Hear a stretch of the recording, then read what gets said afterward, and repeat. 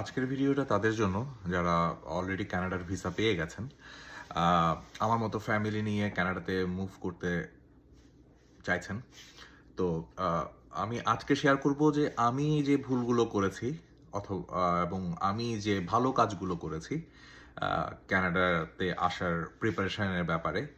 So first শুরু করব যে আপনাদের ক্লোথস নিয়ে। সো আপনি আহ, যদি ভ্যানকুভারে যান, ভ্যানকুভারে যদি আপনি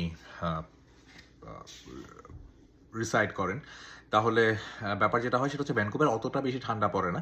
সো বাংলাদেশে আমরা যে ধরনের উইন্টার ক্লোথসগুলো পাই, আপনি ঢাকায় নিউ মার্কেটে পাবেন যে মাইনাস টেম্পারেচারে কিছু উইন্টার ক্লোথস পাওয়া যায়। আর চিটাংয়ে থাকলে আপনি আহ, আগ্রাবাদের দিকে পাবেন কিছু শপস যেখানে আপনি যে কিছু মাইনাস টেম্পারেচারের যেসব কাপড় চোপড় পাওয়া যায়। তো ভ্যানকুভার থাকলে যে বাংলাদেশের ক্লোথসগুলো দিয়ে আপনি অনেকটাই কাভার করতে পারবেন, কিন্তু যদি আপনি অন্টারিও অথবা সাসকেচুয়ান অথবা আরও বেশি কোল্ড স্টেটের দিকে যান, তখন আপনি যে বাংলাদেশি যে ক্লোথসগুলো আছে, যে সোয়েটার জ্যাকেট যেগুলো আছে, ওগুলো দিয়ে আপনি কখনোই সার্ভাইভ করতে পারবেন না। হ্যাঁ, ওগুলো যে প্রি উইন্টার যে সেশনটা আছে, যে পিরিয়ডটা আছে, ওটা আপনাকে অনেকটাই হেল্প করবে। আহ, তো আমি আসার সময় যেটা করেছিলাম, আমি আগ্রাবাদ থেকে আমি একটা জ্যাকেট কিনে এনেছিলাম। তো আমি ভেবেছিলাম প্রথমে যে ওটা দিয়ে আমি কভার করতে পারবো অন্টারিওর উইন্টারটা। বাট যখন আমি অ্যাকচুয়ালি উইন্টার ফেস করি, আমি প্রথম দিকে আমাকে খুব ভালো কাজ দেয়। যখন -2 -3 টেম্পারেচার যখন আমি ফেস করি, তখন আমাকে অনেক ভালো কাজ দেয় আমার জ্যাকেটটা।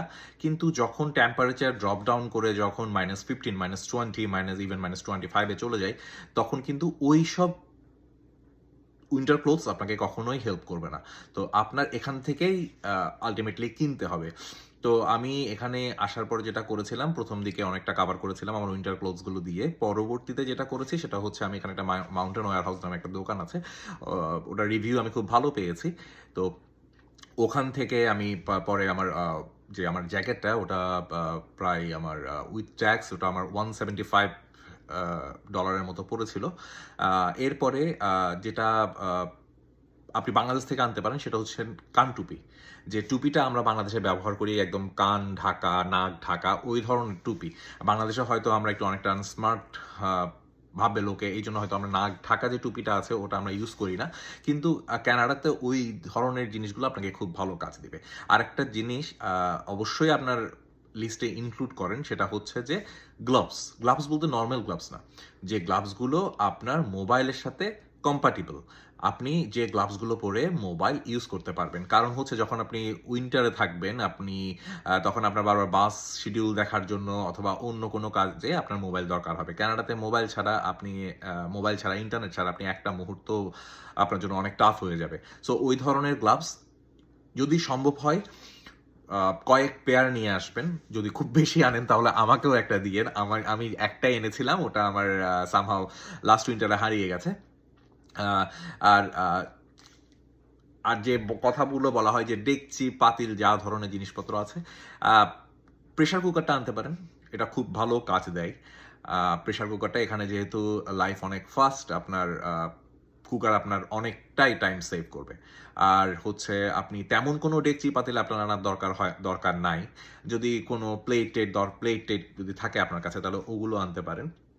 আর আহ, এখানে সব কিছুই পাওয়া যায়, দামটা একটু বেশি পড়ে, ওটা মানছি। কিন্তু কথা হচ্ছে, আপনি বাংলাদেশ থেকে আপনি যে পরিমাণ জিনিসগুলো নিয়ে আসবেন, যে স্ট্রেসটা আপনি নেবেন, ওটার কোনো দরকার নাই আসলে এখানে। আপনি এখান থেকে আপনি একটা সিম্পল ফ্যামিলি, 2-3 জন 4 জনের একটা ফ্যামিলিতে খুব বেশি প্লেট, দেখছি এগুলো দরকার হয় না। যা দরকার হয় এগুলো এখান থেকেই পাবেন। আর এখানে সবচেয়ে বড় যেটা সুবিধা, সেটা হচ্ছে প্রথম দিকে এসে আপনি হয়তো চাইবেন না কিনতে, তো আপনি এখানের মধ্যে কিছু দোকান আছে, যেমন ধরেন ভ্যালু ভিলেজ, থেফট স্টোর।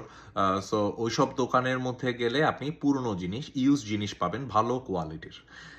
তো প্রথম দিকে কানাডাতে এসে যারা একটু টাকা পয়সা টানাটানিতে থাকবেন, তাদেরকে আমি বলবো তারা ভ্যালু ভিলেজ অথবা থ্রিফট স্টোর, এই ধরনের স্টোরগুলোতে যেখানে রিইউজড আইটেমগুলো সেল করা হয়, ওইসব দোকানেই প্রথমে যাবেন। ওইসব দোকান থেকে আপনি সব কিছু পেয়ে যাবেন, even jacket, dress, plates, everything. হ্যাঁ। আর কানাডাতে আসার পরে যেটা করবেন সেটা হচ্ছে যে প্রথমেই আপনার যেটা করার কথা সেটা হচ্ছে আপনি একটা মোবাইল কানেকশন নিতে হবে আপনার। তো এখানের মধ্যে আসলে অনেক ধরনের কোম্পানিজ আছে।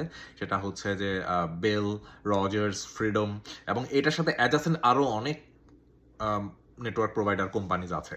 তো আমি যেহেতু বেল এমপ্লয়ি, তো আমি বলবো আমার আহ, গরুর দুধই সবচেয়ে ভালো, আমার বেলই সবচেয়ে ভালো। আপনারা ডিসাইড করবেন। বেলের ব্যাপারটা যেটা হয় সেটা হচ্ছে একটু এক্সপেন্সিভ, কিন্তু আলটিমেটলি নেটওয়ার্কটা আপনাকে খুব ভালো দিবে। অনেক সময় আপনি অনেক বড় বড় ঝামেলায় পড়ে যাবেন নেটওয়ার্ক না থাকার কারণে। গত শুক্রবার আমি একটা জায়গায় গিয়েছিলাম পুজো দেখতে। তো পুজোতে গিয়ে যেটা হয় সেটা হচ্ছে আমি ওখানে গিয়ে আমি ফ্রিডম ইউজ করি, বাট আমি ওখানে নেটওয়ার্ক পাচ্ছিলাম না। তো আমি আসলে ফেস করেছি, দেন আমার বাস শিডিউল চেক করতে, ইভেন আমার উবার কল করতে আমার অনেক ঝামেলা পোহাতে হয়। সো এই ধরনের কিছু প্রবলেম আপনি পড়তে পারেন। আর আপনার কানাডাতে ভিসা হয়ে গেছে, কংগ্রেচুলেশন, আপনি কানাডাতে আসছেন। আসার পরে যেটা করবেন, ফার্স্ট অফ অল আপনি যাবেন ডলারামাতে। আপনার ঘরের কিছু যে জিনিসপত্র দরকার, যেমন ধরেন ডলারামাতেও, বাই দ্য ওয়ে, ডলারামাতে আপনি প্লেট, কাপ, গ্লাস পেয়ে যাবেন। তো ডলারামা থেকে আপনার প্রয়োজনীয় যে জিনিসগুলো আছে ওই জিনিসগুলো আপাতত আপনি কিনে রাখবেন। আর এরপরে যাবেন আপনি ভ্যালু ভিলেজে অথবা থ্রিফ্ট স্টোরে। আপনার যে ঘরের যে ভারী ভারী জিনিস যেগুলো দরকার, ডেকচি, পাতিল, ভারী ড্রেস, তারপর হচ্ছে ব্যাগ অথবা অন্য অনেক কিছুই আছে, আপনি গেলেই বুঝতে পারবেন। আমার একটা ভিডিও কভার করব ভ্যালু ভিলেজের একটা স্টোরে। সো আপনারা তখন বুঝতে পারবেন আসলে আমি কেন ভ্যালু ভিলেজের কথাটা বলছি।